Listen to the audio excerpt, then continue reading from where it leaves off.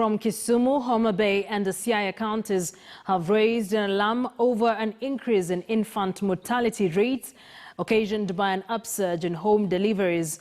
The concern is especially rife in Kisumu County, where medical health institutions are now deploying a new strategy in coping with the situation. Timothy Otieno now reports. The thing about labor pains is that they strike at any time, and Dorothy Akoth knows this too well. Hers began 3 weeks ago, just 25 minutes after the state-sanctioned overnight curfew had begun. This forced her to give birth to her second-born child at home. Sasa venye ilinipata, nilikumbuka tu kwenda tu kwa Nyamrerwa ndio ilikuwa karibu. Sasa nilienda huko, alinisaidia vizuri. The Nyamrwera she's talking about refers to the Luo term given to traditional birth attendants. Since the curfew began 49 days ago, the Kisumu Medical Education Trust, KMET, estimates a decline in the number of clinical births from an average of 40 births per night to just 4 recorded at the Jaramogi Oginga Odinga Referral Hospital within the period in which the dusk to dawn curfew has been in effect. We are having more reported cases of the maternal deaths because we have more deliveries now than before, because these people fear reaching out to the facility because the providers in the facilities are not yet prepared. Most of them have not been trained. Dorothy is not the only one who has chosen to deliver at home.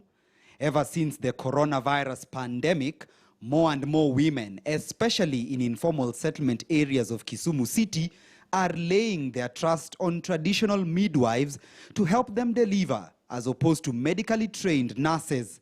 Corona imetuletea shida. Juu hatuwezi enda hospitali. Tumeogopa. Tukienda unapimwa temperature, na temperature yako ikipanda juu, unapelekwa quarantine, wanasema uko na corona. That same fear is what caused Sauda Awino to seek services of the traditional birth attendant who helped her deliver her third baby. Shida ukienda huko ni unapimwa hiyo mambo ya COVID-19. Juu ukienda pressure inaweza panda na unawekwa ndani uko na hiyo ugonjwa. Sasa hiyo pia ilinibidi nisiende hospitali. The Kisumu Medical and Education Trust has been struggling to engage more young mothers to deliver in hospitals where it's much safer. No response or anyone?